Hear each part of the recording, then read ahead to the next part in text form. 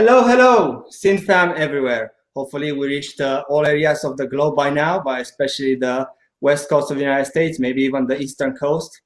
I am your host, Heretic G. Welcome. And today we are going to interview the Synthwave interviewer himself, the man of 100 interviews, Jackson. How's it going, Jackson? Thank you. I'm so glad to be here. So glad to be on the show today. So glad to be able to talk to you and to talk to everybody out there. Hey, and I see there's already people in the chat. Hello, everyone. Hello, So, everybody out there. there's a little bit of a delay here, I believe. So good. And thank you to the moderator, Evie Strange. She's going to be taking a look at those comments, suggesting some ideas, some questions, making sure no one gets too rowdy over there in the comments. How are you doing today, Jack? I'm doing pretty good today. I have a day off work. Pretty happy. I've. It's funny because we've gotten HBO Max like a little while ago, and like now just starting to watch Game of Thrones. So it's like I'm like 5 seasons in now. So apparently I always thought I was like I'm not really ever gonna watch Game of Thrones, but now I figured like okay, well now I'm watching Game of Thrones, so let's just see what this is all about. So I'm actually liking it. Pretty good. 8 years too late, but it's all good. Yeah. I'm sure those moments felt like new to you. Some of those specific points in the story. Not gonna spoil anything. Well, it's really hard to love anybody on that show. You can't really love anybody. You really can't because you never know if they're gonna die in the next episode. So Absolutely. Hey, so you sent us some questions that other friends and fans of yours have asked you back during your interview sections. So today we're going to kind of make some of the questions that I want to ask you as the host of Neon Easels and our more artwork influence show, and also the questions from very big names, like Street Cleaner, Dana Jean. There's also a question there about your beautiful hair from someone. So I want to start with a question from Street Cleaner. And he asked, what was something unexpected that you learned in one of these 100 interviews of yours? something unexpected that I learned. I remember a previous interview, one of the earlier ones. I was interviewing Nina. We were talking about a lot of things in the we were talking about a lot of things in the interview, and she had mentioned that when she was younger that she was bullied when she was younger, and her and I connected on that level. I was bullied when I was younger too. Being a younger kid and being overweight, I was picked on a lot in elementary school and middle school, and it was one of those things that when I learned from her, I was like, wow, that was really, really cool. Like, you connected on that level and you kind of understand, like, from one person to another, how mean sometimes people can be when, they're younger. So, Yeah, I know, I agree. I know how that is. I also went through that. So that's amazing that that happens to people you wouldn't expect, right? People who are that, successful, cool, and then and that upbringing happens, fortunately. exactly, exactly. And, to everybody out there, if you have ever been bullied ever in your life or you're being bullied right now, you don't have to take it. Remember, you can rise above it. Okay. And things will get better. You will. Absolutely. Stay strong. Now, the next question I got from Dave Parley of Prayers. What was the evolution from the first artist interviews to now? Well, I think the evolution, from the very beginning, it was always, from the very first interview with Biddy Cobra, it was like when it started, it was kind of like I didn't really know what we were gonna do. I didn't know how far anything was gonna go. I didn't know if it was ever gonna go past 2 or 3 episodes at all. And at first, it was just sort of kind of like a way where this is really, it was dark times, back in late March, early April. So it was like really dark times for everybody and a lot of uncertainty. So I think the progression was, it was always like, let's try to spread as much hope as we can. Some hope here and there, try to lighten up people's days. And I think that was the main message that resonated through every episode. If everybody's, watched the episodes, they've seen that there's this been continuous thing of, we're offering these words of hope to everybody. All these artists are sharing their creativity. Even in these dark times, they're still, blossoming. They're still working. They're still being productive. So the evolution has been like, you see, like throughout all the episodes, it's like at the very beginning, there was a lot of uncertainty. And now till like 100 episodes, people are, even though there still is some uncertainty, people are still managed to continue to work as hard as they could. And you see like this kind of up and down of like people having great successes, and then there being lockdowns, and then there being civil rights issues, and you could see that peppered throughout all of the interviews. So there's like this roller coaster of good and bad and good and bad and good and bad and good, you know. I actually was thinking about that because I felt like your interviews were a bit of a snapshot of the world at that point in time, because they started kind of like pretty early in the pandemic, and they just kept going up until December, with the vaccines and all that. So it captured a feeling. Exactly. You kind of see you kind of see people, because at the very early parts of these interviews, very early interviews, you kind of go like, there's a lot of people kind of going like, "Wow, I just got smacked in the face. I fell flat on my face, and I don't know how things are going to be tomorrow. I don't know what the next day is going to be like." And now we see towards like here and after December, to the last episode, the 100th episode that we did with Dance of the Dead, you'll see like people have learned, a lot of the artists have learned and understood that they can live with everything going on. Even though we all hate that we have to live with it, um, we have learned to adapt pretty well, I think. Gotcha. Well, we've all had to adapt, and what's that mean? Adapt, overcome, survive? No, adapt, improvise, overcome. Yeah, I mean, and that's the thing about us as human beings, that I think is really, really great, is that we're very resilient when it comes to a lot of things. I think that we're a lot stronger than we give ourselves credit for a lot of the time.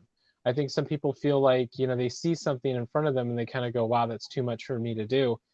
It's like your mind's telling you one thing, but you deep inside of your heart, you have to look inwardly and go, "Can I really do this? Can I really accomplish this?" And yes, you can.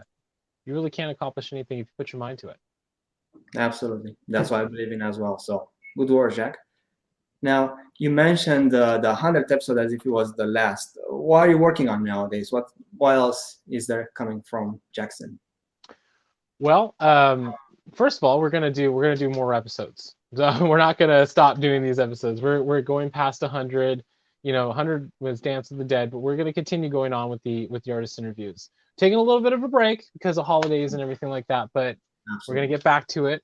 Um, but you're gonna start seeing some stuff come out in the next couple of weeks. That's gonna be pretty cool with a lot of awesome artists that we're gonna be talking to.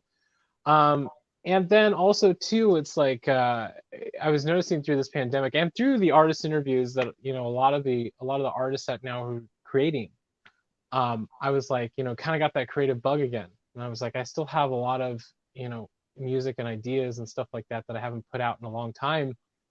I think the last time I put something out was sometime in 2018 or something like that. 2000, yeah, that's like before last summer, 2019. So, and that was just a single. So I was thinking to myself, I go, I have this music I want to work on, and I think I'm going to put it out. So I announced it a few days ago that January 15th, I'm going to put out a new single, and followed by another one, and then eventually an album too. Because I was like, hey, I realized, if all these artists can be creative, I can be creative too. I can, throw my hat back in the ring a little bit and kind of see where it goes. But it's just it's for fun to see what happens. So as a follow-up question to that, I had this further down the list, but it's a good point right here. I know you are releasing, and you just announced a new single called Neo Future. Tell us more about it. So Neo Future, for me, is a sort of kind of like a, if you will, kind of like a letter to 2020. It's like we've seen so many things happen. Um, so many things that I think for a lot of people have been unsettling. Not just, you know, not just with the pandemic itself, but a lot of other things that we've witnessed. And I think a lot of people have been very vocal about those things. And it's very important that everybody stands up and says what they feel, and that nobody has to stay quiet. So I think that this song is like that. I mean, it has a lot of like electronic elements to it that I love and admire. A lot of pulls from a lot of different scenes that I'm a huge fan of. You know, some synthwave stuff, some dark synth stuff, some retro, some electro stuff. Um, and then of course industrial music too. So it kind of pulls from all those little elements. And I'm really excited to push it out. It's a single, and so anybody can interpret it the way that they want to.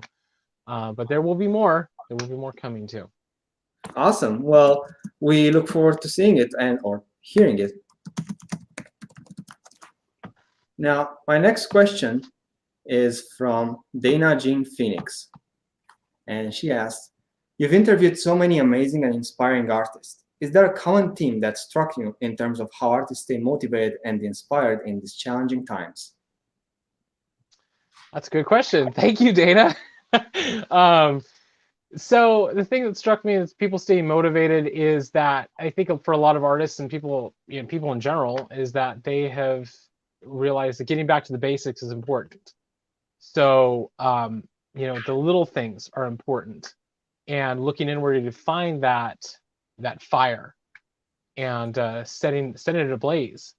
So I think that's one of the common things from a lot of the people right now that we've talked to, is that they're getting back and finding that fire inside of themselves. And I think because pre-pandemic, we were always go, go, go, go, go. It was always like, what's the next thing? What's the next thing? What's the next thing? I mean, it's still like that here and there, but it's not as fast. Like, we have slowed down a lot, which I think is, as terrible as it is with everything happening in the world, as terrible as it is, there's also positives to it too for a lot of people, is that because we've slowed down, we've managed to put it under a microscope, put our future, the things that we want in our life, under a microscope, and realize that, hey, this stuff is important and I want to magnify that. So that's one of the common things that I've noticed, is that a lot of people are really getting back to who they are inside and realizing that, hey, I can shout it from the rooftops, whatever I want to say, however I want to say it, how big I want to say it, I'm going to do it. Nice.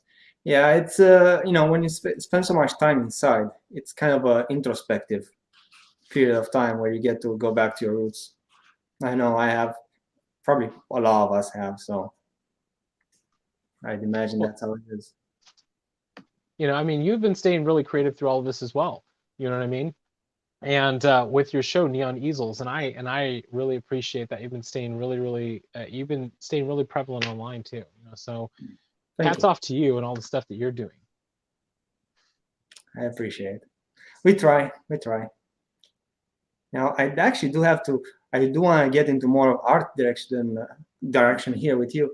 How did you get into DJ or production, and finally art? Because I know you have some artwork. I do. So getting into DJing was sort of that thing where it was. So we kind of go back a little bit. I'm not going to get into a huge long story about it, but I will say that like about 7, 8 years ago, I started toying around with just kind of doing little parties here and there for our friends, Dave and Jen, who do this awesome club down in Long Beach here at the Que Sera. I kind of synced up with Dave Batts, and we did like little club nights. We did like a Marilyn Manson night where we played all Marilyn Manson stuff. We did like 80s nights, and then back in 2000 and I think it was 2015, I did Resident Evil party there. I decorated that entire place like Resident Evil, did a whole theme, and I was like, it was really cool because I got to play, some synthwave music and stuff like that, a style and genre that I absolutely love, and I got to do that. But back in 2015, it was like people really weren't as receptive to it. I mean, yes, people liked it, people enjoyed it, but a lot of people were like, didn't really know a lot about it. So when I was DJing it, it was like not a lot of people were really into it. They were just kind of like, this is all right, But I was like, I'm just going to keep doing this for fun. And then when I was introduced to Sam Valentine, Nightwave, San Junipero from New York City, and everybody, there you go, see, Nightwave shirt. Um, it was sort of kind of that thing where our our meeting was kind of like, he asked, is there anybody that in Los Angeles that knows how to DJ synth music? And I was like, well, I don't really know too many like people who know how to DJ this music. I mean, I'm a huge lover of it, but I can always keep continuing to try my hand. I like DJing it, but there really wasn't a lot of stuff or places to DJ it at, because of course industrial was like super huge, and like you had like a lot of goth clubs and stuff like that, but you didn't really have any synthwave stuff. Right. So I was like, hey, yeah, I know how to DJ. I can DJ this stuff. And then we got together and did the first Nightwave LA here in Los Angeles at the Echoplex, and from then on it was just sort of kind of like exploded. So thank you, Sam. Thank you, Sam, and entire Nightwave team and San Junipero and the Dark Disco for giving me that opportunity to be able to share that love for this style of music. And and then we started to realize that like people would actually show up to these. People are actually coming out in large amounts to come see the style of music played, and that was really, really great because we managed to target like good people, and you've started to see this scene, if you will, explode from that time, which I think is really, really great. And then of course, like you were talking about touching on music, how to get into that too? It's like, well, when you're in high school, you want to start picking up an instrument, want to start playing some stuff and see where it goes from there. And then eventually, playing in like a couple of bands, had this earlier band called Death Diary, where it's like really like Marilyn Manson, Rob Zombie inspired, Christian death kind of stuff. And then we moved on. I got into electronic music. I started this other band called Reloader. It was real industrial stuff, played the industrial club circuits. And then eventually it was just sort of like I decided to go solo, and then I had, EV Strange, yes, and now my wife, Evie Strange, yes, Yes. we announced that yesterday, my wife, Evie Strange, Congratulations she's to both playing, of you. oh, thank you, thank you. Playing synthesizers for me live, going on tour and stuff like that. And we had a really, really great time. And then, of course, the pandemic struck. But the evolution of music has always been like, I guess I like to say I started this journey back in 2002, and it's never disappointed me. Wow, that's like 18 years from now. Before now. Sorry, sometimes English is just goes somewhere in my mind. But yes, that's a while. It is. Wow. It's 18 years of this. I look back and I kind of go, wow, I've been doing this for like 18 years. That is the age of an adult now. Yeah. And Hey, and your then of music course, career can now legally join the army. exactly. My music career can legally join the army. Yes, Oh, exactly. that's messed up.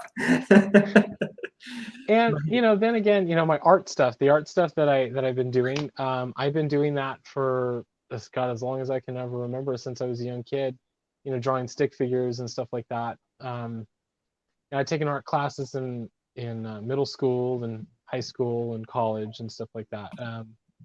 Being able to do life drawing, illustrations.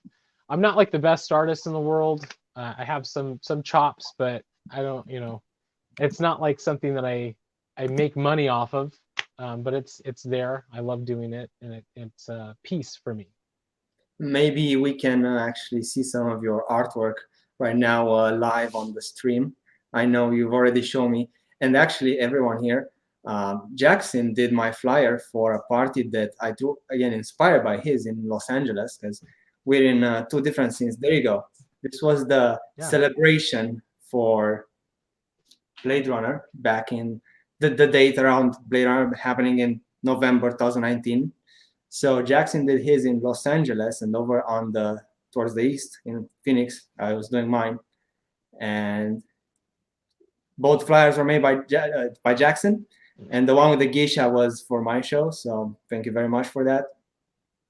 Thank you. I was really happy to design it. I remember, you and I were talking about what kind of thing did you want, like what kind of feel did you want, And so I sketched out the geisha. I took the inspiration, of course, from the geisha on the side of the blimp um, in the movie Blade Runner, and sketched it out, ran it through my scanner. Yes, that's how I do that. I sketch these things out, then I run them through the scanner, I scan them, and then I go through and digitally recreate them and make them come to life with color and all that stuff. And then, oh yeah, these are some other ones right here too. We have this other one for Future Days on the right there, and the other one was Safe Zone, the night that never happened. Safe Zone was going to be the purge night that never happened because we all had to go into lockdown back in March. But yeah, for these pieces, like I just love being able to sketch them out, by hand, and then throw them and do it all digital. And that's funny because that's what happened. I also had a couple of shows scheduled, and the week two of them were going to go live. That governor shut us down, so that was like, double hit below the belt. Boom, boom, combo. Yeah, I think our main thing when we were weighing things back in March, like we were weighing it, and everybody was saying like they're gonna shut stuff down, and we're like, okay, well, but we were waiting up to the last minute, like, can we do this safely? How can we do this to make this night go on? And then it was just one of those things where we're just like, okay, I don't think we can do this safely if this is as serious as everybody's saying. So we were just like, okay, well, we pulled the plug. The bar was like, we can't do it. I'm like, okay, great. So we'll plan for another time. We will. This, mark my words, everybody out there. If you've come to any of our Future Days events here in Los Angeles, know that we're not gone away, and that we will come back with another event very, very soon. It'll probably be this one for sure. But I'm glad that the Tech Noir night like worked out really, really well for you guys. Being able to do the Blade Runner thing, because that was a big thing in 2019. It's like if you were a big fan of Blade Runner, that was the year to do it. If you were going to do it, that was the year. Yeah, and since we're in completely different markets, I'm like, that's a great idea, and I'm going to ask for his permission to do a night like that myself. And it all worked out. Well, I So see. It's like everybody out there. I think that was a great part about November 2019 is like you saw a lot of Blade Runner events happening, which I think was really, really good because paying homage to the world of Blade Runner, and Ridley Scott's film, and of course, Philip K. Dick. So that was really, really great. it was. Now, maybe you can tell us a bit about your more personal artwork, or maybe logos, or some of your hand drawings that you did, some other stuff. Okay. So these right here, these are logos that I've done. So the rabbits here that you see on the left side there, those are for Evie's business, Wonderland Adventure Company. I designed the white rabbit for logos for her company, for her travel business. And then also the ones on the left there, or sorry, on the right there, we have the Torfine logo there. If you could bring that up once again. Yeah, so the Torfine logo there up in the right, that one has always been one that I've absolutely loved. I used her face, I used her likeness in there, gave her the bat wings and everything like that with the wraparound letters. And then the one at the bottom is Cupcake Couture. That was our friend Lisa's company. She makes hair bows, accessories, decoupage. She's a really, really great, artist. And I was like, okay, we have to make something that really accentuates, your business and how, bubbly and cute you are. You know what I mean? And oh yeah, right here, this right here is a hand-drawn piece I did. As you can know, I'm a very huge fan of Resident Evil, so this was a Resident Evil inspired piece that I did of one of their monsters. Sort of kind of takes I guess a playbook out of their, or takes a page out of their book, I guess you will. That was awesome. That was awesome. And I see Elevate in the Sky here is saying that the Blade Runner event was so fun in Long Beach. I was there actually, so hello. We might have met Elevate in the Sky, but I'm not sure. You introduced me to a couple of the people back then, but I know I ran off because the previous night I had my show, and then the night over or something, it was your show. So I drove to LA and Long Beach, I guess, and that was a fun night. I remember walking in there, and there was a DJ who was wearing the long trench coat. Oh yeah, so that was it Brad? It was Brad Kinnon for Dynamic. So yeah, I walked in there and it's like, yeah, this is pretty legit right here. It's just like, looking around and stuff. That was fun. Yeah, we thought to ourselves like, okay, so what would this, first of all, thanks Scott, this guy, thank you for saying that, thank you for those kind words. It was a fun night. I was so glad that everybody got to be able to come and enjoy that night. Our big thing when we were designing it, we're like, okay, we want to make this place look like if it was a dive bar somewhere in this universe. It doesn't have to be straight out of the movie, but it has to be somewhere within that world. So we just try to make it look as cyberpunk as we can get it. So, And that worked out. So it was a fun night. It was a fun night. Now, another question I have here is tell us a little bit about your education. Are you completely self-trained or any, like, because I know you sing as well, any formal education in your artistic endeavors? well, as far as musically, um, I was I went when I was in college. I took some music courses and stuff like that. Took some singing courses. Also did learned a little bit of music theory, how to read notes and things like that. But as far as music, I was pretty much self-taught. It was a lot about listening, done by ear. And of course, back when I was younger, my dad was a disco DJ in the late '70s, early '80s. So his thing was he loved to play records and music all day. I would wake up to like a lot of amazing music. I was exposed to a lot of stuff when I was younger. So I think that kind of carried over from that. I mean, I'm a huge lover of like funk and disco and of course like stuff from Motown, jazz, all that kind of great stuff. Nice, nice. Okay, get that. So let's see here. Oh, here's a. I hope he's watching right now. I'm not seeing him in the chat, but I'm gonna check if we're getting any comments or maybe the people from Facebook are not coming through in our little moderating room we have here. But I know he really wanted me to ask this. Steven of Night Rider 87, he wants to know if you'll ever interview them. Yeah, I will interview that. I think that we did have conversation going. We were talking about like possibly doing something in 2021. But yes, you guys do not fret, do not worry. We'll get to you guys. We're going to interview you guys and talk to you and get you guys on camera. Excellent. Yeah, he told me the same thing, and he just like pushed that in. Gotcha, bro. All right. Don't worry. Don't worry. Don't worry. Excellent.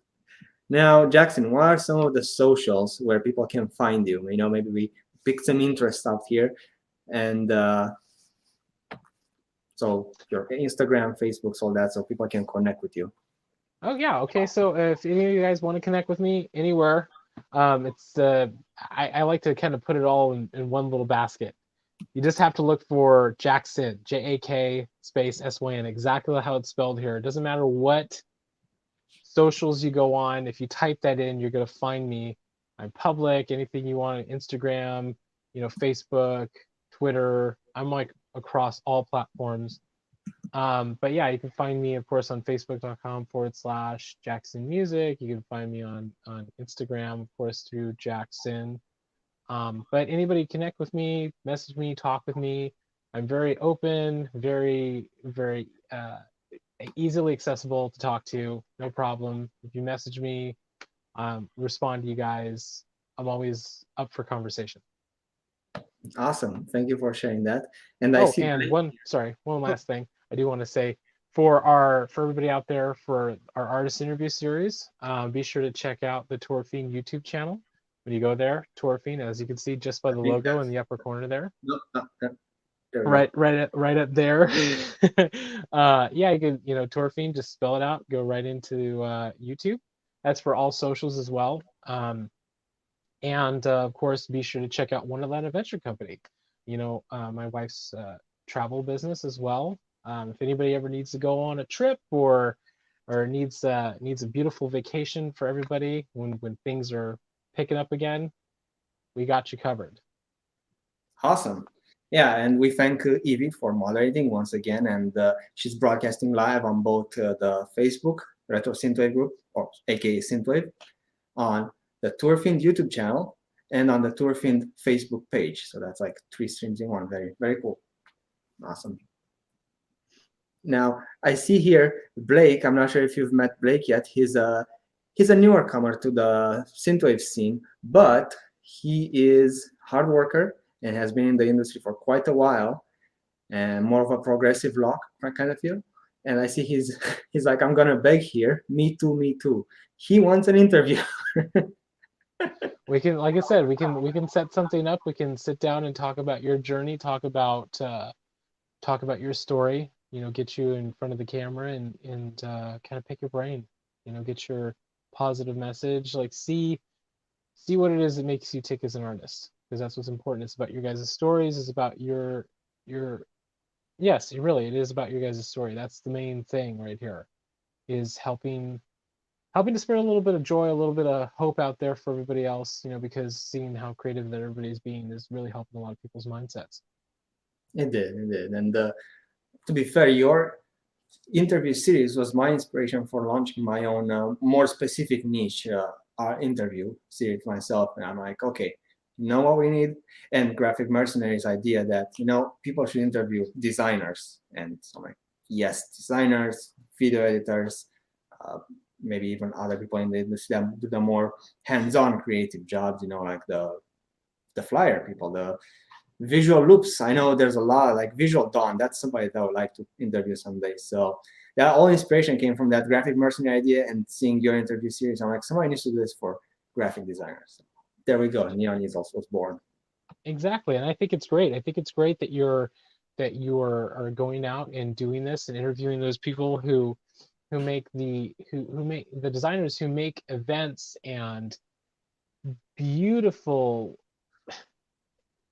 everything. Yeah, so I mean, anything that you're designing, like whether it's clothes or whether it's like designing covers, for magazines or for flyers or just digital work. I think it's just amazing that you get to sit down with them and talk with them and find out about their story and what got them passionate about starting their journey. Yep. It's all about various people's journey, and it's good to do a highlight just like we're doing right now with you. And this was much deserved anyway, so it was time. Now, Jack, do you have any upcoming shows you'd like to talk about? Any live streams or maybe interviews?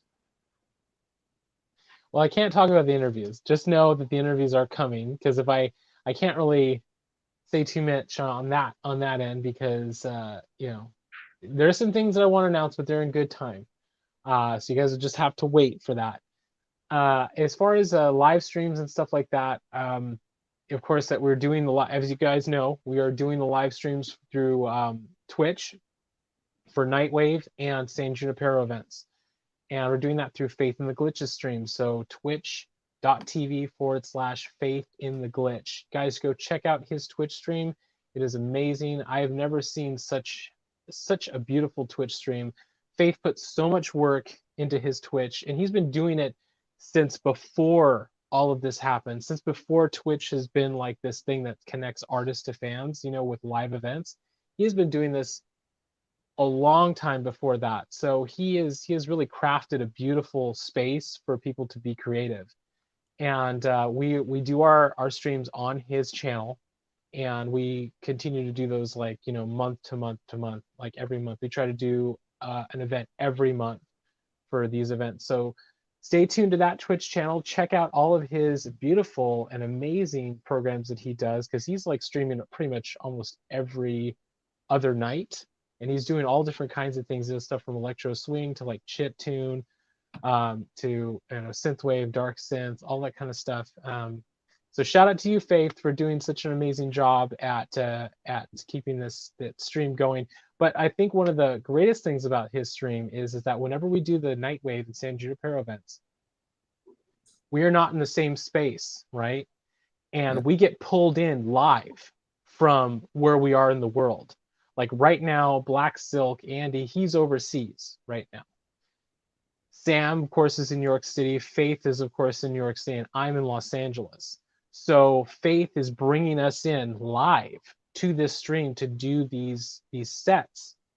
And I think it's so impressive because to me, it's all a different language. Like I don't understand any of this stuff. I don't know what codes have to go where or what servers they have to go through to get all this stuff done. But he has managed to really bring us in and allowed us to do this stuff live for every one of you guys. So when you see those mess ups and you see those things happening, or you see me talking because I'm a little bit tipsy, that's happening live. Everybody out there, that's happening really live.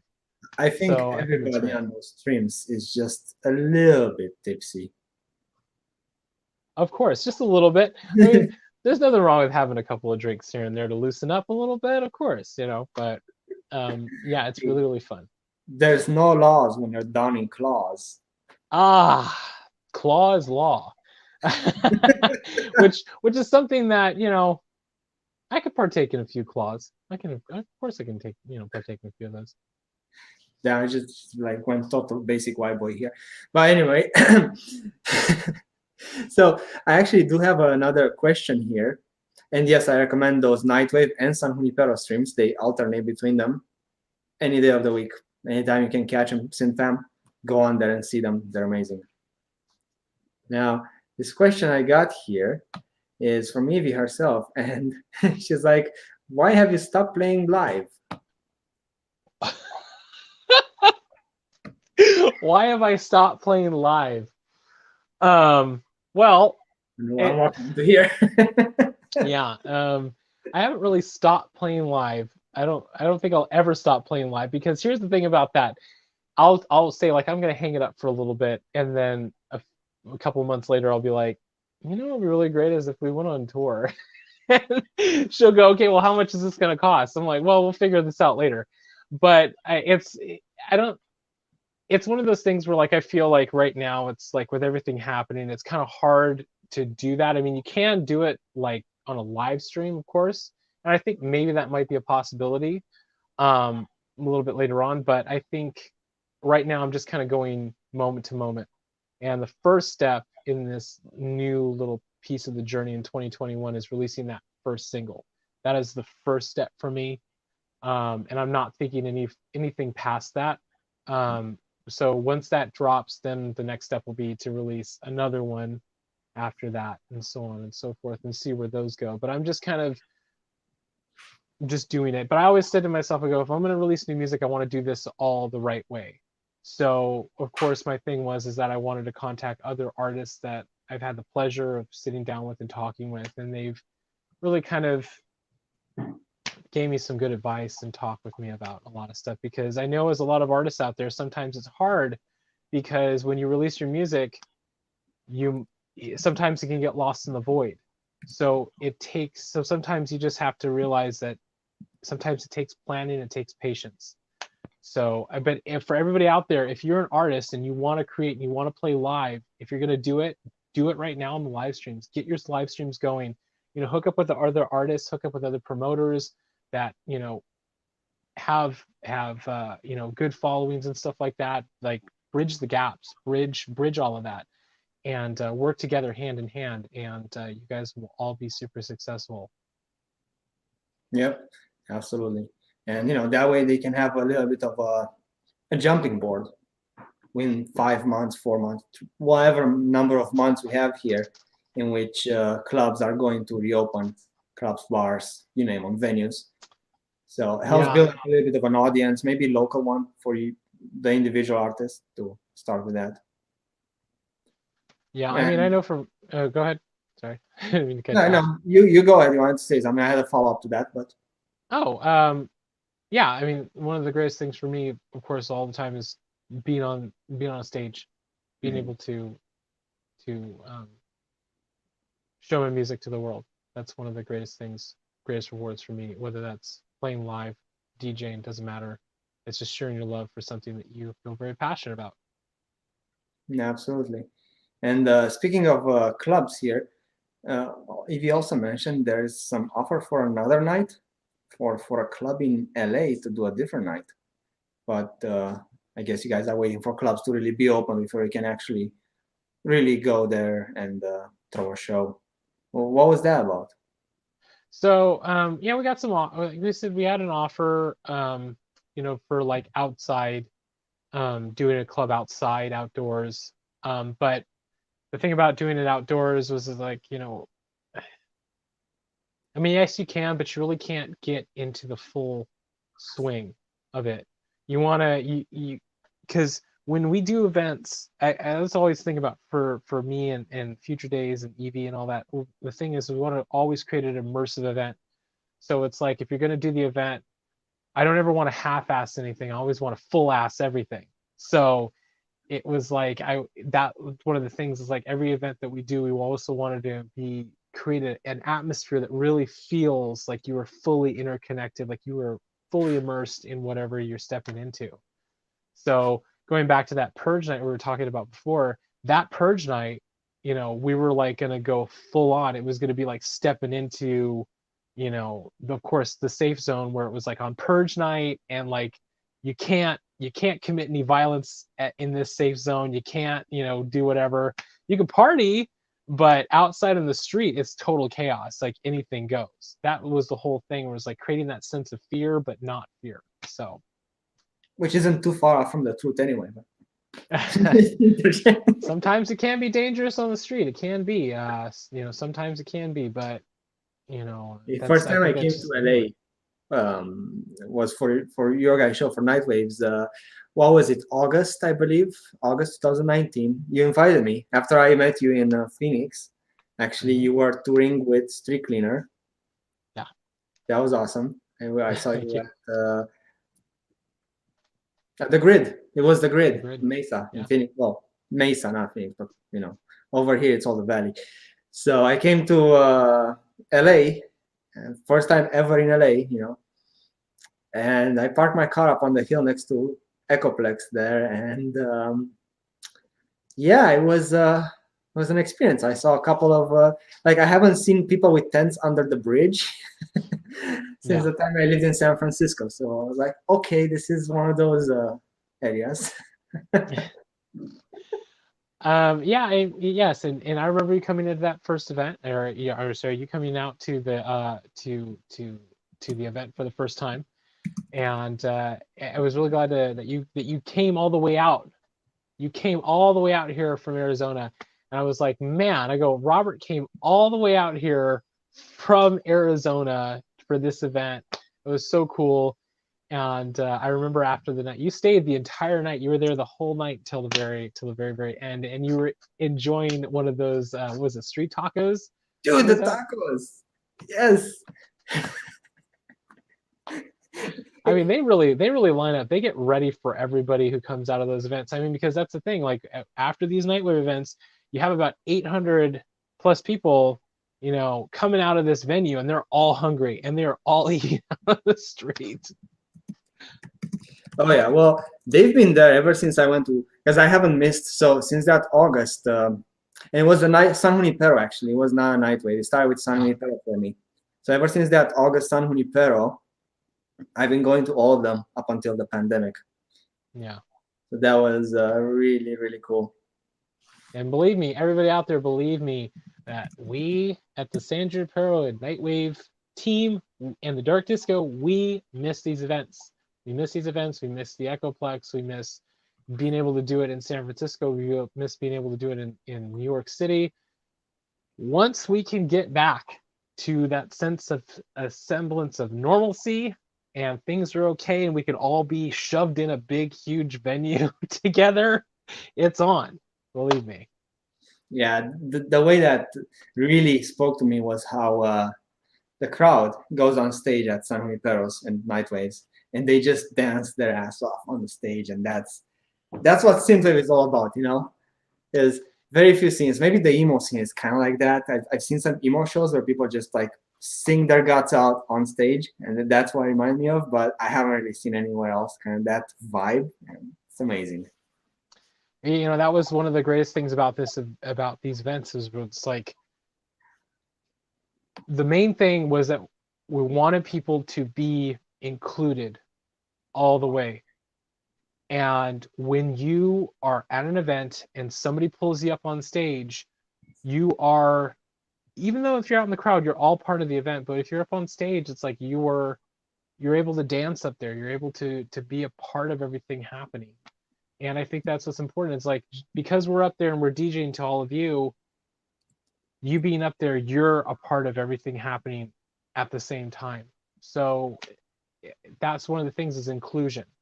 That's one of the things that we're really adamant about is inclusion. We want everybody to be included in everything. Yeah, that's actually one of the big things in Synthwave, because we love everyone, no matter the religion, gender, nationality, you name them. And that's what we try. All of us, I think the entire synth family is a very inclusive and opening space to say. And that's how all scenes should be. So I think you're exactly right. I really do. I think that everybody should work together, build bridges together, create friendships, create lasting relationships, because you're all stronger when you're all working together, and we're not succeeding unless we're all succeeding. absolutely, there shouldn't be no competition. Like rivalry, friendly rivalry is fine, but there shouldn't be any of this competition of, like, in a lot of other music industries or even in other industries, climbing on top of each other to get to the top. That's more of a dog eat dog mentality, and we shouldn't see that in synthwave. We should be a more there we go. There you go. Oh, look at Yeah, that. yeah. There's me and Jackson and my obsession with taking selfies. Yeah. I was wearing a That's Jackson great. t-shirt. I had gotten that in Phoenix when you toured with Strickler, and I bought one of your t-shirts. I was actually looking to wear that right now. I was like, that's perfect, but couldn't find it. Hey, but you're wearing the Nightwave shirt, and Yeah, I'm that's like, great to second know. best. What's the most relevant thing? Okay, I can't find most relevant thing. What's the second most relevant thing I can wear today? Well, you know what? Hey, I'm wearing I got this. I got this during the holidays. This right here. I'm going to show you guys this shirt right here. So this one was See the Stars, Ride the Movies. This is a throwback shirt from Universal Studios right here from the rides, Awesome. as you can see, with all these amazing, King Kong, Frankenstein, the earthquake tram, all of that. I'm a huge fan of that. That's awesome. Yeah, there's a lot of good gear to wear in synthwave, good material. And Exactly. shout out to Graphic Mercenary as well. We have an episode coming up with him shortly on Neon Easels on our artist interview shows, and he also talks a little bit about Nightwave, and just like you, because you guys are basically fellow crew members in the Nightwave crew. We are. And shout out to Graphic Mercenary, to you, Adam. You make some of the most amazing art that I've ever seen. I am really, I'm really blessed to have such creative people around us. I'm really blessed and humbled by a lot of the amazing work that a lot of the people around us do. And I think that you are a standout artist in everything that you put out. And creativity is just off the charts, and you're a really, really great dude. I remember one of the great memories about anytime I see Adam, it's really great because he gives such amazing hugs, such warm hugs. You know what I mean? This guy is great. I just love him. He's quite awesome, dude, and I love his whole Viking, the whole, like, the roots he's got and the way he really lives that Viking lifestyle. I think that's really cool. He does. He does that. He does. Haters be damned. Now let's get back into synthwave and you here. What got you into synthwave? And as a tying question from Michael Oakley himself, what were the first artists you heard that got you into this scene? Wow. Okay. So I'm going to try not to say a very long answer, but I will say that number one artist that got me into this scene, Future Cop. They're not around anymore because, as you know, many of us who follow this scene know that they're done performing. But Future Cop is, one of the amazing acts that got me started down this rabbit hole. And of course, you have like Laser Hawk. I mean, a lot of, it's like Kavinsky, yes, is another one, but for me, it was like Mitch Murder, Future Cop, Laserhawk. Those were the artists that got me into that. And then, of course, the trip down the rabbit hole a little bit, like the that got me to the harder side, was of course hearing Dance of the Dead for the first time. You know what I Oh, mean? And Tony and Justin, those guys, they're fucking wizards. You know what they create. Excuse my language, but they are wizards on what they create. I mean, some of the most brutal, amazing, shreddable music that I've ever heard has came from their amazing hands. So these guys really know how to create. Um, so hats off to you guys. But hats off to, like I said, hats off to Future Cop, hats off to Laserhawk, hats off to Mitch Murder, hats off to Sunglasses Kid, another amazing artist who I've had the pleasure of sitting with and interviewing. His music has really is like that trip right back to like the late 80s, early 90s, that funky, like groovy, shakeable music that he creates. It's just amazing stuff. And of course, like, yes, to Michael Oakley's question, yeah, those are the artists that kind of got me started down this rabbit hole of music that we and call what got you into the like? How did you first find out about synthwave? For me, how did I first find out? It was sort of kind of like trip and fall, if you will. I was online, and I remember that uh, it was actually YouTube, and I've been listening to this stuff for God, it seems like about 9 years. Because I think about like 2011, I started kind of getting into it, and I was on YouTube, and I came across what is it? Karate Kids by Future Cop, and there was a video that was done by Tanuck, TNUC, on YouTube. If you guys go check it out, you could type in Karate Kids, Future Cop, and watch that video. When I saw that video for the first time, it was like, holy shit, I want to know more about this. I want to get into these artists. So it was like sort of kind of like tripping and falling. I was just looking for music online on YouTube, and I tripped and fell. And I think I was maybe searching stuff for like I was searching for like old cartoon stuff or like retro stuff or something like that, and I found it. So Yeah, that's how it is for a lot of people. They start with some kind of internet video or one of those classic Skunk Fury, one of those things, and then that just leads you read the comments, and they're like, "Oh yeah, this is so synthwave. What is synthwave?" Google. yeah, Then there you go. yeah, it was Yeah, like that term's gained a lot of popularity. It really has. But I think back when you go back 10 years, because this scene's been about for about 10 years from the very early stuff, which was, as me and Michael Oakley were talking about in his interview, it was inherently very 80s when it first started coming out. It was very heavily inspired by the 80s, and now it has grown to so much where there's been all this cross genre stuff. Like, you have a lot of artists bringing in all types of influences, from pop music to hip hop music to trance to some industrial feels, some like metal and stuff like that. So you have all these like cross stuff, which I think is really amazing. But yeah, it's grown so much. Like, whether you call it retrowave, synthwave, dark synth, outrun, doesn't matter. It's all in that beautiful rainbow. sure is. Yeah, the synthwave family has a lot of subgenres, but that's why we love it. There's a lot of variety, and there's the style is being pushed nowadays, but that's a very good thing. Every style needs to evolve. We do have some more questions about that down the road. I did want to ask you about your workflow. What's your workflow like, whether in artwork or music production? My workflow.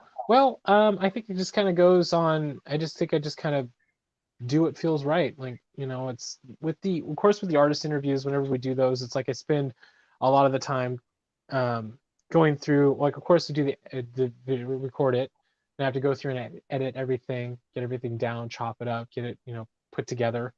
Um, for anybody who's ever been interviewed by me on who's watching in the stream right now, you'll know that I always say when we record an interview, I'm always like, count those 2 seconds in your head so I can bridge the put when I put it together and edit it together so it syncs up pretty well. So I try to do, whenever I'm working on that, I try to download what I can. She always tells me, she's like, download everything and work on it right away, once you get the interview. And sometimes I don't always do that. Sometimes I'll like wait till like, I'll kind of go through day by day before it's going to come out and try to get it chopped up. But I see my workflow isn't too crazy, too hectic. I try to make time as much as I can. I try to plan things out as much as I can. But sometimes, you know, especially with the artwork, it's sort of kind of like whenever I just feel like it, you know. Gotcha. Gotcha. Yeah, that's a lot of how it is. We have to work on stuff as well, neon easels, and yeah, the syncs are a thing because everybody has different internet speeds and traffic and latency. So yeah. Yeah. Now maybe you can tell us a couple words about your studio, if you like. To how does your studio look like, or what do you got in it? How does my studio look like?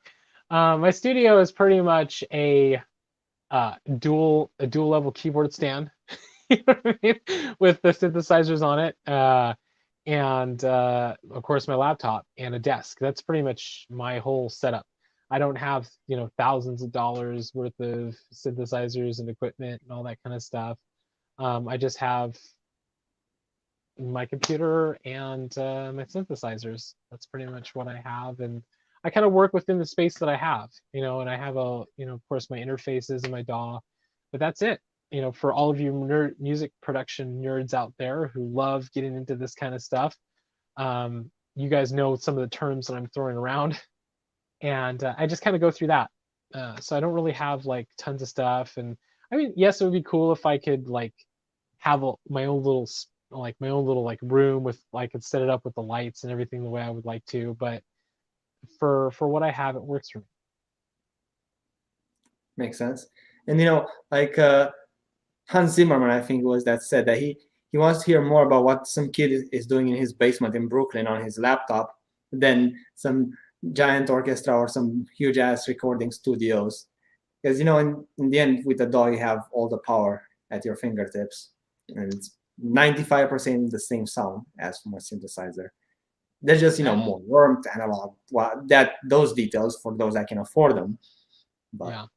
But you know what? Hey, I'm gonna say I'm old school. When I say I'm old school, that means I don't mind, because when I was younger, I didn't mind grabbing a keyboard out of the dumpster or grabbing a keyboard that somebody threw away. I don't mind doing that, you know, just to find a sound that I like, experimenting with stuff or getting instruments somebody else is going to throw away. So it's you're right. I think that's a really true statement there. Is like, I think it's really fascinating that how many artists who are creating within the space that they have, like what they are putting out is amazing because they've learned to operate within a space. And I think that with, yes, you can buy thousands of dollars worth of equipment sometimes, and that works for a lot of people. And I admire those people who collect that stuff. I really do admire those people because they take pride in a lot of the stuff that they create and collect. But for a lot of other artists out there, I know a lot of people out there watching can understand this. It's like you create best sometimes when you are limited. If you have too many options, sometimes it can become overwhelming. But if you kind of have this, if you're able to make things shine within this little space, hats off to you. absolutely, we all got what we got, and I think one thing we could all do, even veterans and newer people, we should not look down on someone's production environment, whether it's all VSTs or all analog synthesizers. It's Yeah, that's it's true. the end track that matters in the end. It is the end track. It is the end track. And I gotta tell you, whenever I see these big analog synths with all the wires and everything, I get like, oh my God, that is a nightmare for me. I hate all the wires. I hate it. You know what I mean? It's just my thing. But to other people, it's great. Hats off to you for creating that That's amazing yeah, stuff. that's for them. Yeah, absolutely. Now I wanted to ask you, do you have any event that you are particularly proud of? Maybe Any like a event. memorable milestone or something. Well, there's a few, but as far as, you know, events that I've absolutely particular milestone, would that be anything in my career, or would that just be something that I? Go for it. Yeah. Well, Okay, maybe Synthwave related, but you know what? If okay, that's fine. if some I trip mean, to Disneyland, because I know of you go course, to Disneyland a lot. I do go to Disneyland a lot. I absolutely love going to Disneyland. For everybody out there who doesn't know, I'm a pass holder. Her and I are pass holders, and we go to Disneyland all the time when Disneyland was open. But we'll be back. We'll be back soon. I've learned to kind of take that breather, take that break. But as far as events that I'm really proud of, of course, dealing with, I'm going to say future days, of course, when we did the LB 2019, we did our Blade Runner night. That was one event that I'm super proud of to be a part of, to be able to put that together. Had an amazing team, Jesse Bishop, amazing man, street cleaner, amazing dude. He helps with all of the events. Evie Strange, of course, who keeps me in line, keeps me in check, because if I'm not focusing on the task at hand, I'll like see a butterfly and float off. But it's for keeping us, going. Que Sera for opening their doors to let us decorate and change their entire place around. You guys are amazing. And then, of course, for all the DJs out there, whoever we work with, thank you for always lending your ears and your talents. And to all the bands who we've hosted at the Future Days events, everybody from Watch Out for Snakes, Joy Bishop, Street Cleaner, of course. It's just everybody that we've had come through those doors and perform. Missing Words, Colors. Thank you guys so much for all of your amazing talents and lending your talents to our events. And then another, of course, personal event of mine that I absolutely love. I got to, in my own personal career, I got to perform with Hosiko back in 2018. Got to do that event in Los Angeles, one of the bands that I absolutely love. Got to actually perform with them live on stage and got to do that. That was a really amazing event. But one thing that I absolutely loved and she loved that we got to perform with My Life with Thrill Kill Cult. For all of you guys out there who know of this act, a few years ago we got to perform with the amazing industrial act, My Life with Thrill Kill Cult. That was another milestone for me that I absolutely was so glad to be a part of. Thank you, Ever Transylvania out there, if you're watching. Thank you for putting that together and bringing that all together too. Awesome. Got some shout outs in there. Very cool. Actually, got some more shout outs. I've been reading the chat in the meantime, and it looks like Matt from Watch Out for Snakes is doing house chores while listening to us talk. So here you go. I have your question down. It's a big question, so we're going to save that towards the end there, the one about the future of Synthwave. Now, we also see that Adam himself, Adam Carini, Graphic Mercenary, is now in the chat. What's up, Adam? And we also have... What's up, Adam? Messiah's Shaka. I hope I said that right. What's up, dude? He says that you're a great person, and yes, you are. Thank you. Thank you, Messi. And also, while I mentioned Disney, Evie here is telling me that you guys are going to Disney today after we're done. I would assume that we are. And see, I mean, you can still listen. Everybody out there, you can still go and shop, and parking's free. Okay, you just can't go eat. You can't go inside the park, but you could still go. I mean, we're gonna go look for masks. You know what I mean? Go find some new masks. So. Gotcha. Yeah, keep them tight. Remember, on the face. Keep them nice and tight. Mm-hmm. Tight seal. Now, the next question I have here is from Yota, which I hope I spelled right. It's not Iota or IOTA. I hope it's just Yota. Yota, yeah. Is it? Perfect. Yota. Sometimes me and names do not get along. And he says, they say, I'm not familiar with them, so I'll have to check that. They say, you have made many interviews with lots of skilled artists from different genres. Was there something that someone said that stood out in a way that you will always remember? And if so, why? Man, something that stood out. Because that's the thing, like everybody who's always, I don't think there's one particular one, because everybody that I've interviewed has always had something that stands out. I think that everybody, it's always different. Everything that they say, because it's never the same thing. It's never the same story. I mean, it's really hard to answer that question. But yeah, there have been like some moments where you kind of go like, wow, I didn't, that's kind of cool to think about. But I think that for the most part, everybody that I've interviewed has had just amazing points of view, really. So I really can't pinpoint one, because if I pinpointed one, then I feel like, no, I really can't pinpoint one, because everything is just so great. It really is. I can't do it. I'm sorry, Yoda. I can't do it. I can't do it, Yota. I'm sorry. I maybe the one we talked about in your interview, and you were just so positive about that, about your positive message, and looking up. That's one of the things that we have in all of these interviews, is that people going, never give up, never give up, never give in, never throw in the towel, because it's this great saying that I heard from Evie. It's always 3 feet. So there's this story of these, I believe it was miners, and it was like they were mining for, I think it was some type of precious stone, and they would mine in all these different places, and they never got to where they wanted to be. And then right 3 feet before they were going to give up, or sorry, 3 feet before they got to where they needed to be, they gave up. So it's always 3 feet, just the next 3 steps before you can get to that dream or that goal that you want. So don't give up. Don't ever give up, because you never know. It could be right around the corner. So just listen to the Winston Churchill of Synthwave. Ah, yes. Never give up. Never surrender. Never surrender. Now, following up another question from BD Cobra and Julian of BD Cobra of Julian K and Matt Black. What is the funniest or the most unfortunate onstage experience you've had? And we all got them, so don't hold back. I can vouch on that.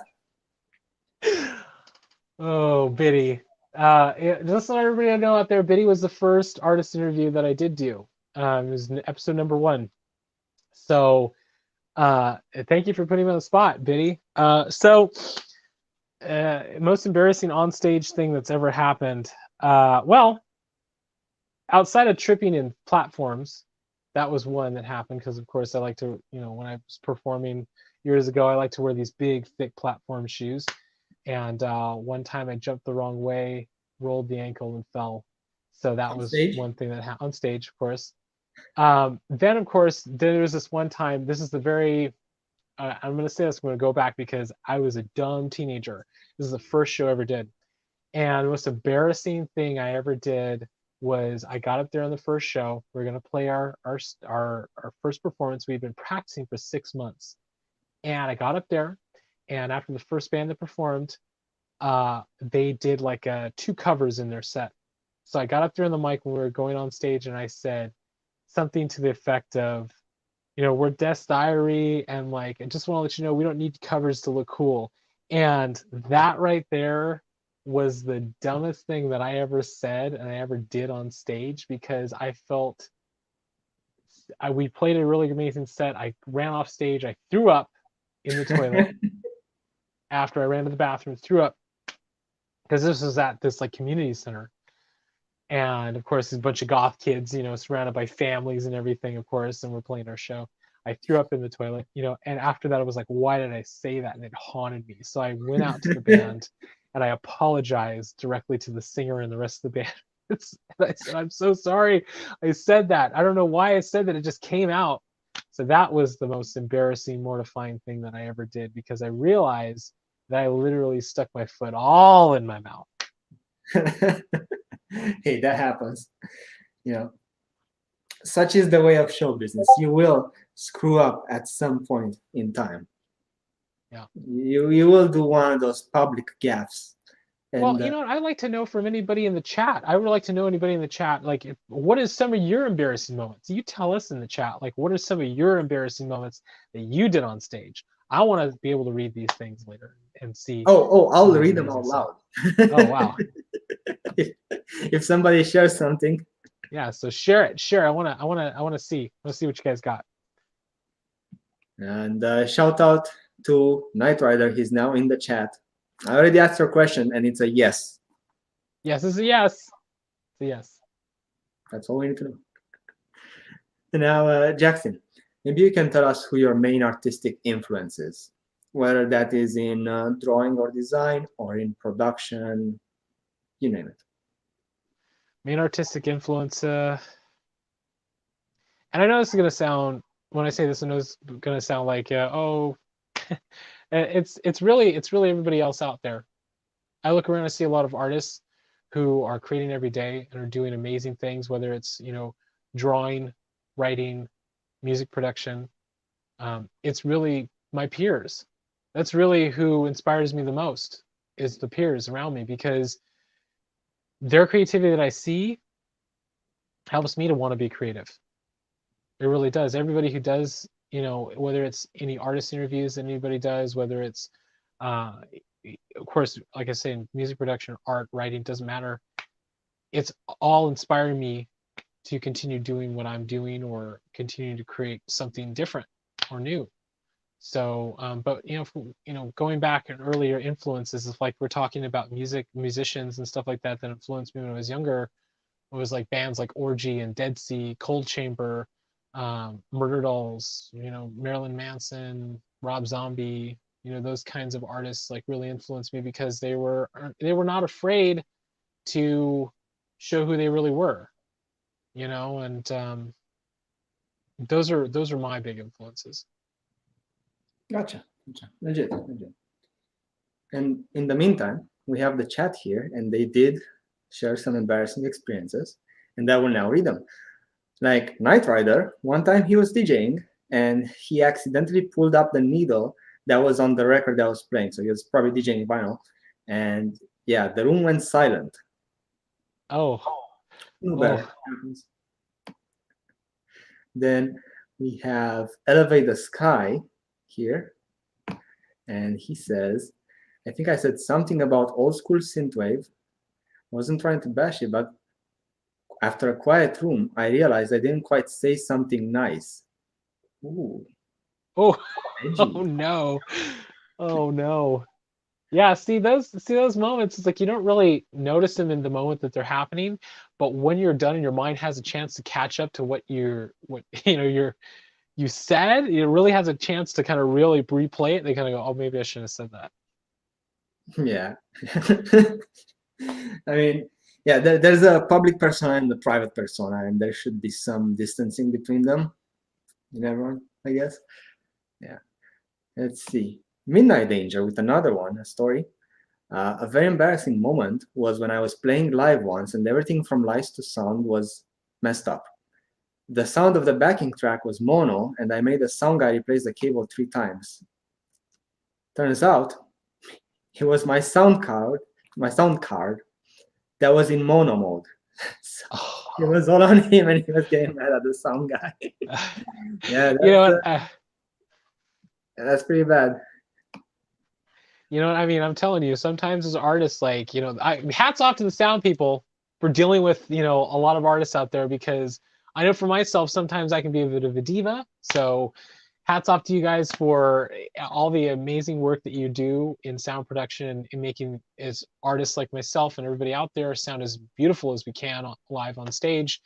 And I'm sorry if I've ever been a diva to anyone out there for that. It happens. I think sound guys more than anybody else in the industry know what to do, you know, and how to deal with artists, because they have so many wide range of people coming up on stage, and I'm sure they've seen everything basically. The Yeah. sound guys, we appreciate them. Let's see, we got some more experiences here. Oh, Elevate the Sky with another one. One time I jumped off the drum riser and hit my face with the guitar and pulled a cord out. Oh man. Ooh. Very nice. Very nice. Yes. Rejection. Well, hey, I don't think it'll ever be. I don't ever think it'll ever be embarrassed. You know, I don't think it'll ever be as worse as like that one time I saw that one YouTube video. You ever see that video where that guitarist like went to go throw his guitar around his body and he slammed the singer in the face with the butt of the guitar? It's terrible. The guy was about to go like sing like really, really like in a metal band, and the guy came around and smashed him in the face with the guitar by accident. So it was terrible. Oh, yeah, that's gnarly. Don't do that. I think our pride is the thing that's bruised the most. Yeah. Oh, we got one from Blake here, Blake Carpenter. He's like, I was hired for a gig, solo acoustic show, only performer, drank too much vodka before the show and had a beer when I got there. Spent the next 2 hours in the loo instead of hitting the stage. Oh. Happens. I mean, that's, yeah, you don't drink before a show.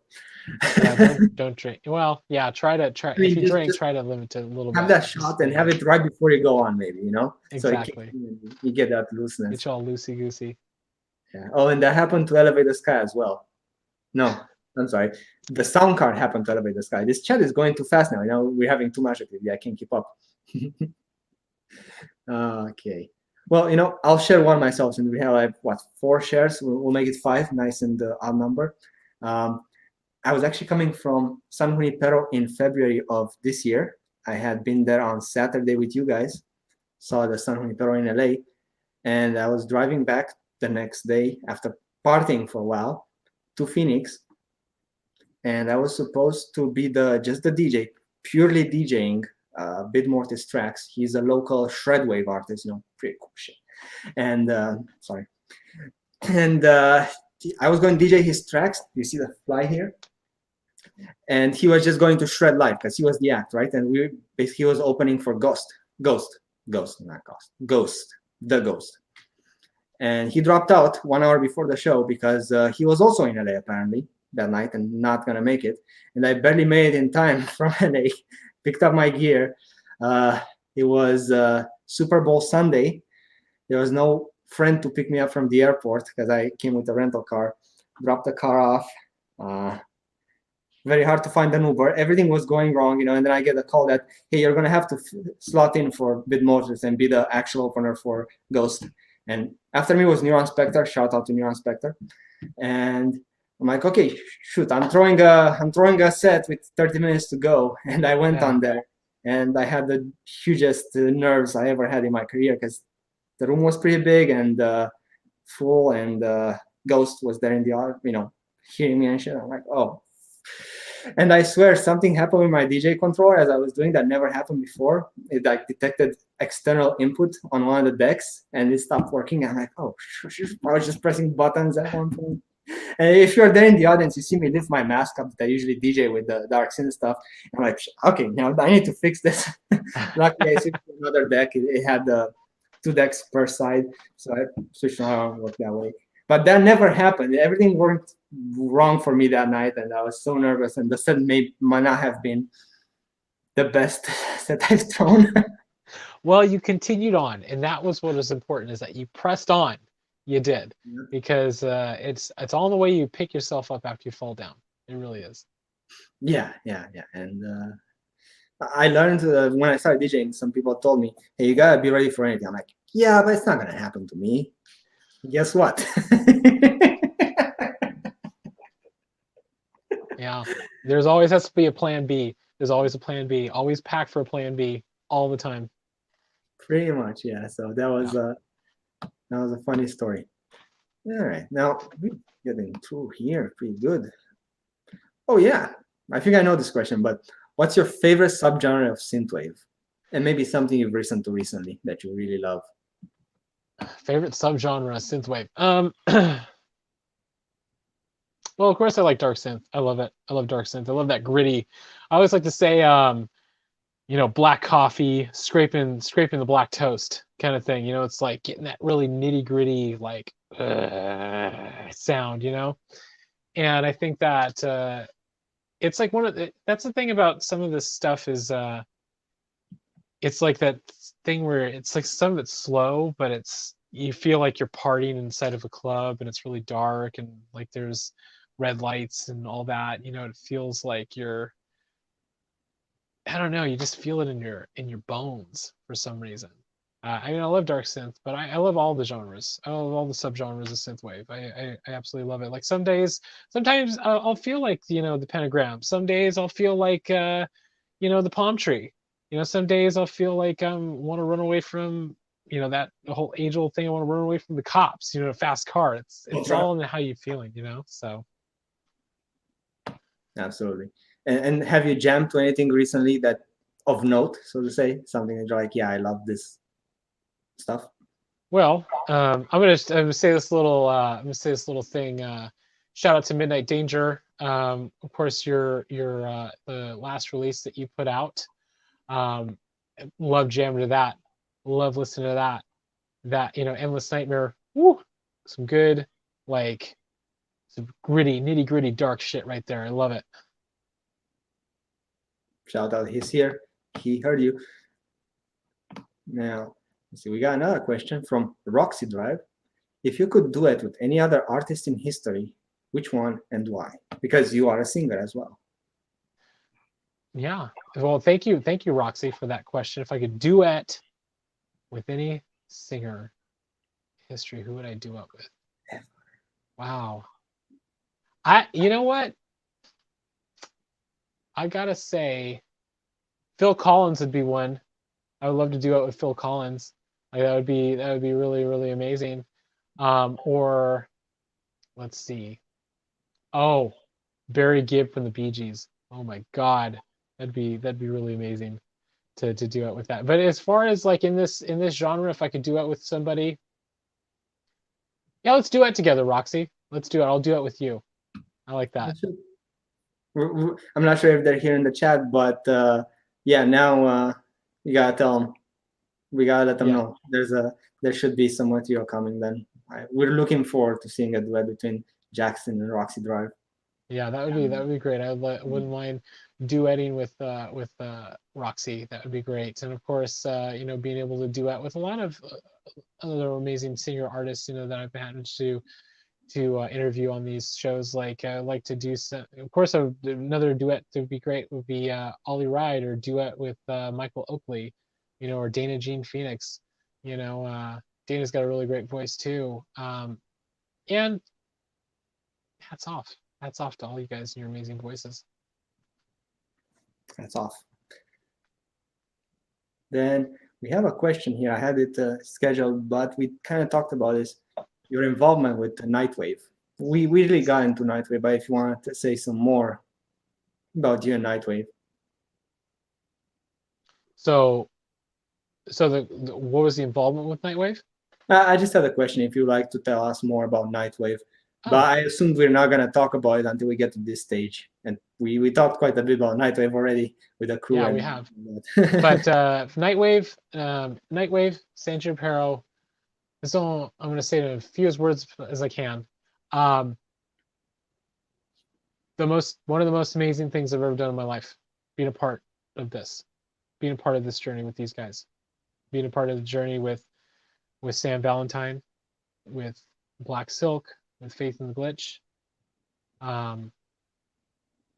These guys have been brothers in arms, and for a time in my life where I was really feeling like I was maybe not as liked by a lot of people for a little while, I really feel like Sam gave me that second chance.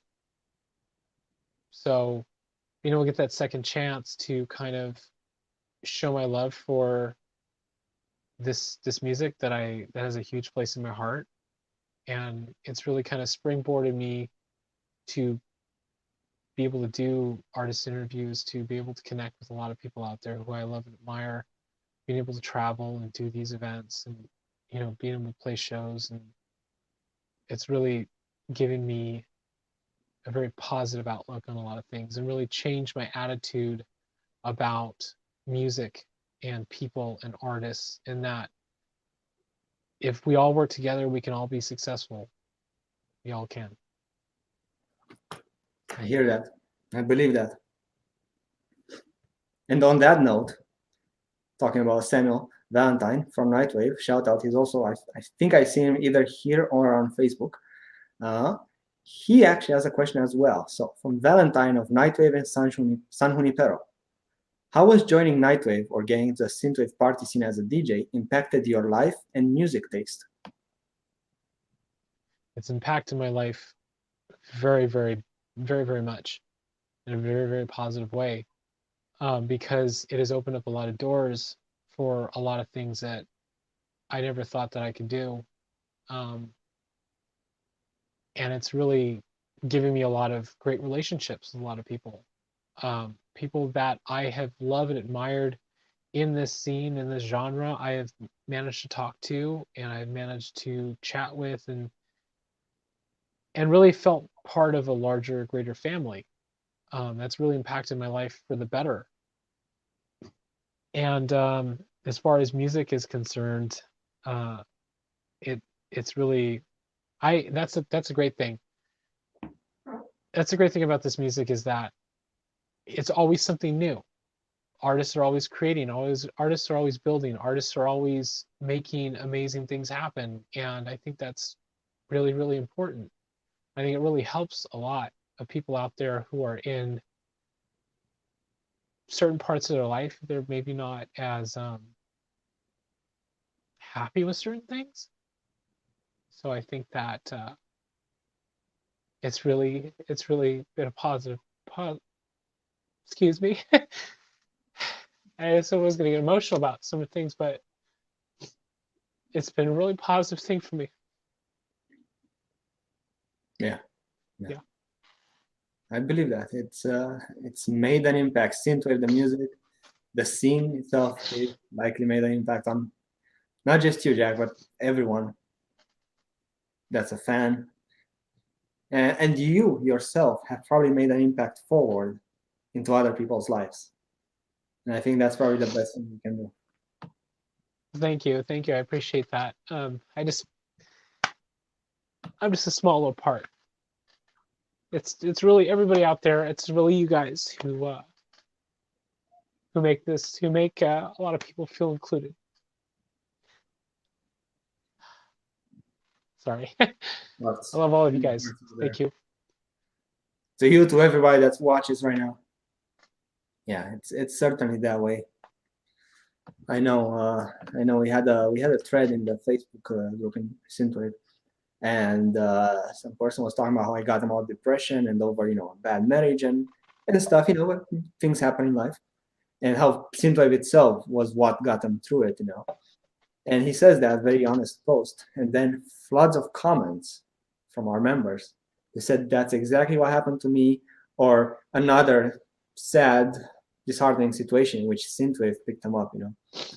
And It was amazing to see so many fellow people getting saved by Synthwave. Yeah. So that's definitely something that this music, this culture, does to you. Yeah, it really has become a culture and a big movement, because I think one of the greatest things about this scene is that everybody wants to help everybody else, and that's what's important, is helping everybody, and that nobody is better than anybody else. Everybody is equal. Everybody is seen as an equal. Yeah, I agree with that. And for me, it was the same. Synthwave gave me purpose when I had none. So 100%, Jack. Thank you.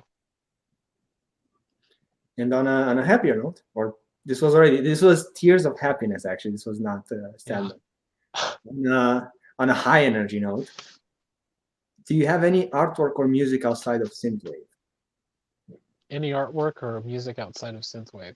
Yeah. Yeah, if you want to go back through to catalogs of like some of my old stuff that I've done, of course, it's been industrial music inspired by industrial music, or metal or goth rock and stuff like that in earlier things. And then of course, like a lot of the art that I do, it's all in the way that I feel. It's like I like to sketch everything from like monsters to the male body, the female body, any kind of thing that comes to mind. Evie was telling me about some of your very heroic female drawings. Heroic I wish we could show some of those. I don't know. I don't know if she has any of those right now, but yeah, it's those. It's like there's nothing wrong with drawing a defined figure. I don't think there's anything wrong with that. No. It's like you see it a lot in comic book art and stuff like that. So nothing wrong with making the female form, look powerful and heroic, because I think it's great. You know what I mean? Like done within a tasteful way. Of course. Now we got a question here from Midnight Danger, who is in the chat as well. Here's your question. What are the main differences you noticed on the synthwave scene compared to the metal scene or others? And do you think synthwave saved music in the 2010s? Ooh. That's a really good question. Wow. Um, First of all, thank you, Chris. Thank you, Midnight Danger. Um, so one the thing that makes this a little bit different from other scenes is that yes, the what we were talking about before, inclusion, and people are treating a lot of people equally, and that's what I think is really great. And people want to see this scene succeed. So if any way that they can contribute, whether it's through art or music or producing or promoting, it doesn't matter. They all want to see it succeed in some way. And you know, even people who direct the music videos, you know, people, even people who get out there and help in any way they can with, you know, promotion or whatever. They all want to see it succeed. So I think that's what's really really great. I mean, yes, of course, there's similarities in other scenes, but I think a lot of the thing about a lot of the other scenes that they've been around for such a long time. Synthwave's only been around. This genre has only really been around for like a decade, really. But the synthwave that we know has only been around. That we know today has only been around for like 5-6 years. So I think it's really really great that everybody is helping as much as they can to kind of bring it to wider audiences, because now you see it seeping into like all different forms of culture. You know, you see it seeping into movies and TV shows. You hear it, and I think that's what's really really great. And I that it's inclusion. That's really the big talking point now, is that everybody feels like they can contribute, that they can be a part of something larger. And then of course, do I think it saved music? In a way, I think it's helped push music forward, because one of the things I like to say is that the future of our music is in the past. The things that we inspire us to create something new are inspired by the things from the past. They take those cues from the past. You know, the artists who were creating 30 years ago, you know, 40 years ago, they weren't thinking about how this was going to impact music 40 years from whenever they were doing. They were just thinking in the moment. So I think that for anybody out there who's creating anything in this medium, just create from the heart. You know, don't worry about, is this going to sound, is this sound so much like this? Does this sound like, is it like this? It needs to be like this. It needs to be, it doesn't need to be like that. It can be any way that you want it to be. You Yes. know, and however it comes out in the end product is how it comes out. But whatever you're creating,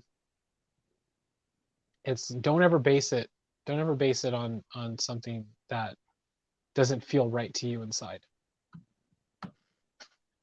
Absolutely, because you know there may be a boundary of what is synthwave and what isn't, but even so, you still have to be true to yourself and not to a genre notion. You know, so if you're producing and you walk outside of the synthwave boundary, that's just you. You know, I was It actually is. talking to someone yesterday about this and fitting in and such like that. So. I think when we talk and we worry too much about certain things, or I think when we get too wrapped up in our heads, then that's when we lose sight of what's important. You know, if what speaks to you, if what speaks to you may not necessarily speak to somebody else, that's okay. But it's your job to put it down. It's your job to get it out. It's your job to just put it out there and see if anybody likes it. If they don't like it, then they don't like it. Then you go back to the drawing board and do something different. You know what I mean? Or you just push it as much as you can. If you Yeah, like it, somebody will like it. there will be an audience, and at the end, you can be your own audience. You know, it's the process of creation that's it's very fulfilling. I found That's making true. content, making something versus consuming, purely consuming, or even being destructive or whatever. So yeah, most definitely believe in that. And I hear out right here, I hear from Evie that we do have some more artwork to display.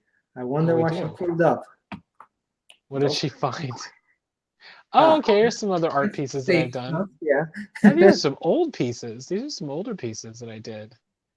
Yeah, the Pretty cool. Jester. I think that one on the left there. Yeah, that one's like a play on Dino Crisis. And of course, the Devil and Angel in the middle there. Yeah, these That's are some older sketches that I did. pretty cool. Yeah, I love these. I sometimes I forget that these are around. We want to see more of them. You know, get back into drawing because you definitely have a talent for it. Well, thank you, thank you. I appreciate that. I do it to, I do it whenever I feel like it. I just do. I just put it down. But as far as people asking for pieces of artwork, it's like if you guys are ever interested in any of my artwork, just hit me up, contact me. You know, I can show you some of my stuff. Yeah, we heard you guys got his socials earlier, so it's good. Oh, and we have another question from Nine Danger. What's your favorite horror movie? So favorite horror movie. Let's see here. Wow, favorite horror movie. Wow. Okay, so I absolutely love The Thing. Don't get me wrong. The Thing is great. John Carpenter's The Thing, big. Uh, but of course, I'm a huge fan of the Romero movies, George A. Romero movies. That is my thing. I am a huge fan of that. Everything from Night of the Living Dead to Dawn of the Dead to Day of the Dead. Absolutely love those films. George A. Romero is an amazing, amazing, director, writer.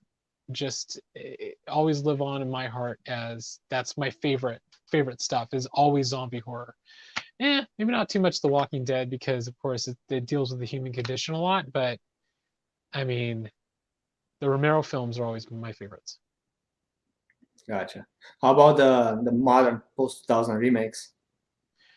Well, or if we're talking about like the 2004 like Dawn of the Dead remake, I absolutely love that one. That was really That really was good. really good, wasn't It terrified me. It terrified me.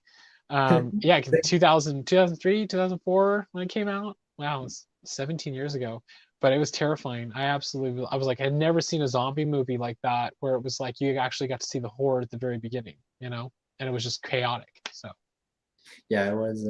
I remember I was careful around the corners of the house for a while after because I was young, and 2004 I was probably 16, so I was a bit at night in the house.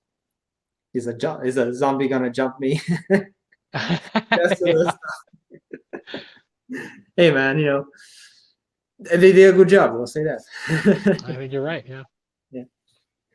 And since Watch Out for Snakes is here in the background just doing his thing, I do have a question from Matt Bond of Watch Out for Snakes. And this goes into the future of Synthwave. After having the benefit of talking with so many artists within different parts of the scene, what do you think artists and fans of Retrowave should be doing to help evolve the scene for the better? In other words, what do you see as the scene's biggest current challenge, and how do we overcome that challenge? Wow, that's a really great question, Matt. Wow. Okay, I'm gonna try to answer this as best as I can. All right, here we go. So, I think I think for everybody out there, I think we need to get out of our own heads.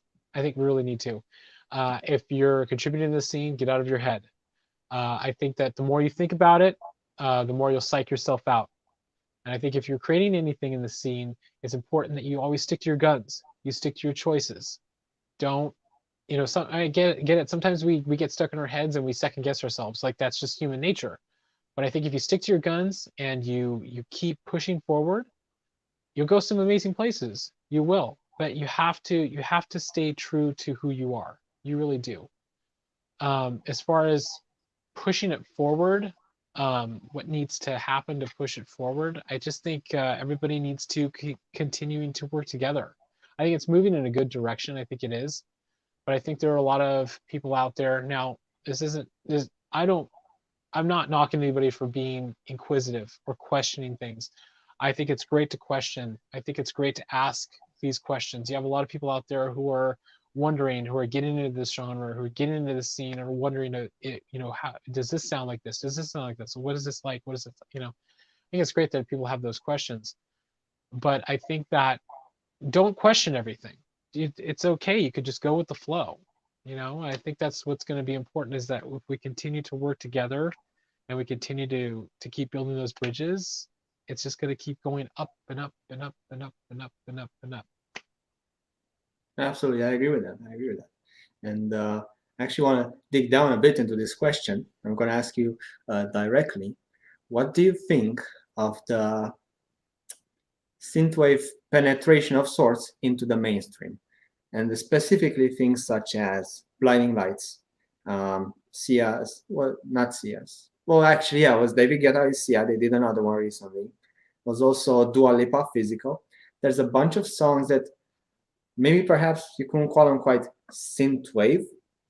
They are definitely borrowing either the aesthetic or a good deal of the sounds of synthwave. What's your take on that? Is that a positive? Are you looking for more of that? I think it's a positive. I really do. 100%. I think it's positive because I think it's great to see a lot of the more popular artists, like pop artists and stuff like that, like getting those things that are those influences and putting them in there. Now, do we know whether or not they're doing it just for, popularity reasons, or if they're doing it for like money or whatever? We don't know. Are they doing it because they have to absolutely love some of this music that we love too? Are they doing it because they love that? We don't really know.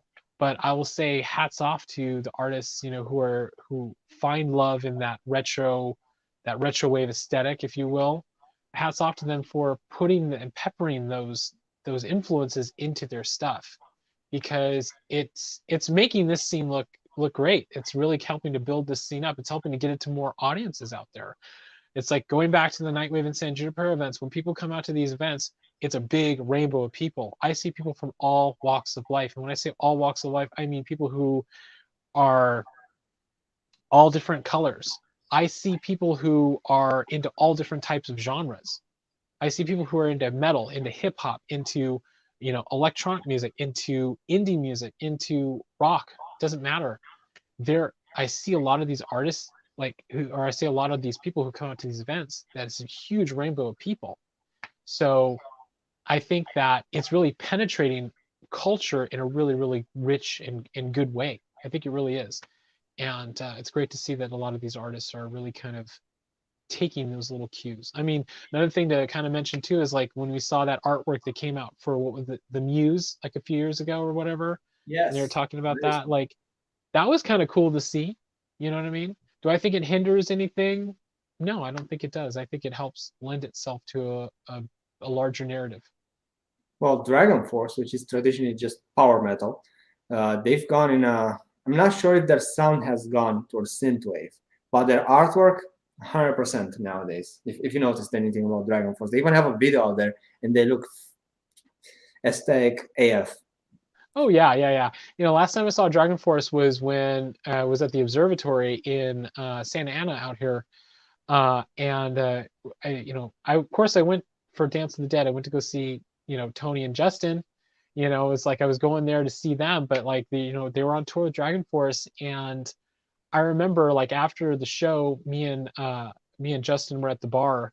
Tony was at the merch booth, and Justin and me were at the bar. And we were kind of watching the bands, and we were watching Dragon Force get up there and start performing. And I was like going like, holy shit, these guys are off the like because I remember seeing Dragon Force years back, and they've changed so much, up to where they are now. And like you could see them taking those little cues. I mean, for Christ's sakes, they had giant arcade machines, like giant arcade machines on the stage. And I thought that was just so cool to see. So I think whether or not you're bringing it in because of the aesthetic or you're bringing it in because of the style of music, it doesn't matter. It's just great that people are taking these cues and running with them. Absolutely, I agree with that. I agree. What helps spread the news, the gospel of synthwave, the Yeah. good word.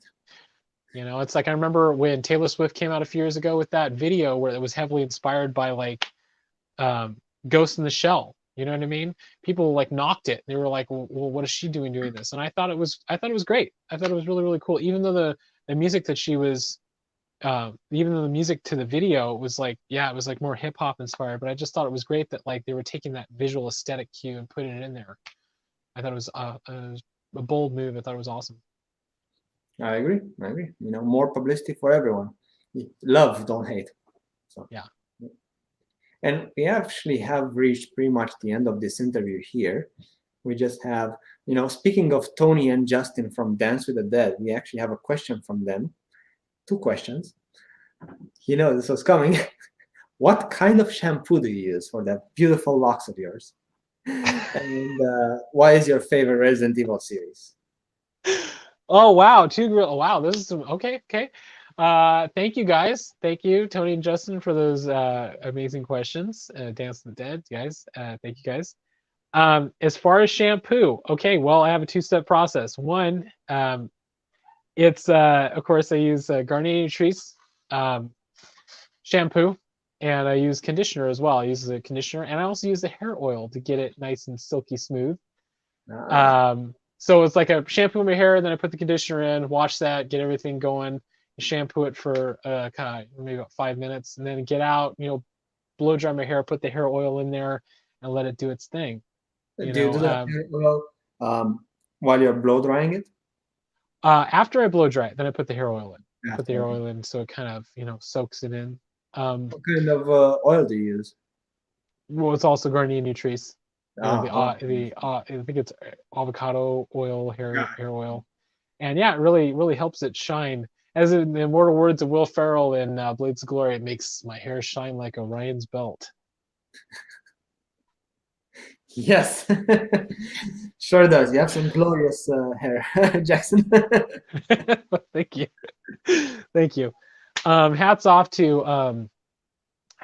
for to my amazing people who help style my hair.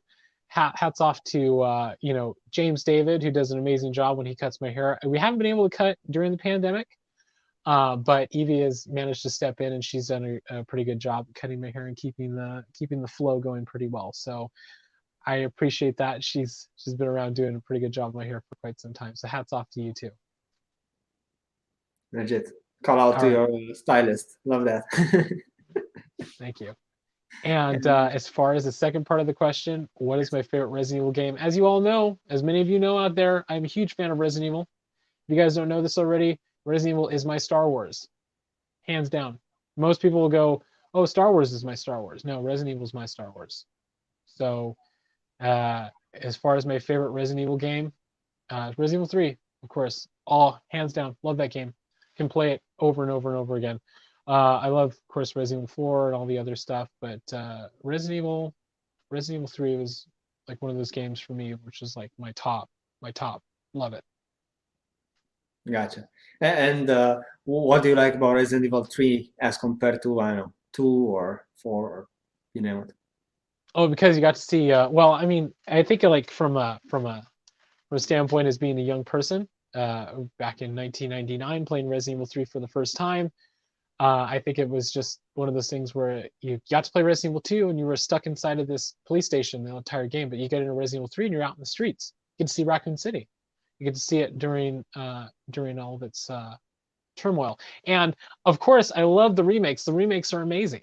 The remakes that they've done for Resident Evil 2 and Resident Evil 3, I cannot wait to see what they're going to do for like Resident Evil 4 and moving into the future. But I love they brought that sense of realism to the games, in the remakes, and I thought that was really top notch, and I think they really got the emotions down. But some of the things that I love about Resident Evil is, of course, like some of the cheesy dialogue. They try to make it as serious as they can, but it's just that little campy feel, And so one of the things that my biggest thing is being able to see Raccoon City. That was a great thing. Nice. Very cool. Very cool. Well, I think this is pretty much the end, my friend. Yes, rhymes. And actually, I do have some space here if you would like to have anything else that you'd like to touch base on or share something, maybe a parting message to the viewers. Okay. Well, usually on this time, for anybody who's ever watched any of the artist interviews that we've done, hats off to you guys. Thank you so much for supporting us and everything that we've done through the Torfian YouTube channel. Thank you guys for supporting myself and this journey that we're on. As you know, at the end of the interviews, we always kind of try to leave with a positive message. So to everybody out there, if anything you dream up in your life, doesn't matter how big it is, you can achieve it If you believe in your heart and your soul that you can do it, you can do it. You can really make things happen. You just have to trust in yourself. Trust in yourself, trust in your abilities, trust in everything that you can do, and know that it's when you do give into the universe and all of its abundance, you will go some amazing places. If you just open yourself up to the possibilities, you can achieve anything. And it's never too late to start. Any point that you are in your life, it's never too late to start doing what you love or what you want to do. Because you only have one shot in this life. And when I say one shot, you only have one life. So make it count. Make it count. Live every day and make it successful all the time. Because tomorrow is never promised to you. So do everything you can today to make things amazing for yourself and for the people around you. Because when you do, you'll go some amazing places. Thank you. Those are some very wise words and inspiring. Hopefully, it's like a call to action for any of the viewers. And go out there, reach it, get it, and be excellent to each other, right? As Bill and Ted used to say. Be excellent to yourself. Be excellent to each other. Be excellent to each other. And on that note, while I was hearing you, I ran off to my poster stash actually, and I have something. It's right here from Nightwave, the signed poster from all four of you. It's kind of hard to see everyone, but your signature is one of these, right? Do you recognize your own signature, Jackson? Yes, I do. Right up there in the upper right hand corner where your finger's at, or left hand corner. No, cameras, mirrors. Yeah. This? No, the other one, on the other side. Right where your other finger's at. The top. The top. There you go. Okay, I don't even know what I'm pointing to right now, but yes, I have. Here you go, piece of history, Nightwave autographed poster. Yes, that is such a great poster. Again, another artist that I love to mention is Foreigner. Foreigner Art, amazing artist. He's the one who designed this poster. Great stuff, great work. I love what you do. Amazing, another amazing artist. Absolutely. And we thank Evie Strange for moderating as well and doing the whole third-party website stream here. She helped us out a lot. And yes, thank you, Evie, for being a great moderator and putting us through StreamYard to get it to the pages, get it to the group, get it to the YouTube channel.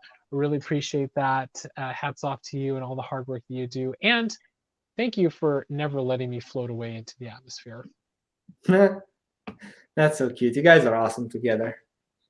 Well, It really warms my heart to see you guys. And you know what? Congratulations on the marriage.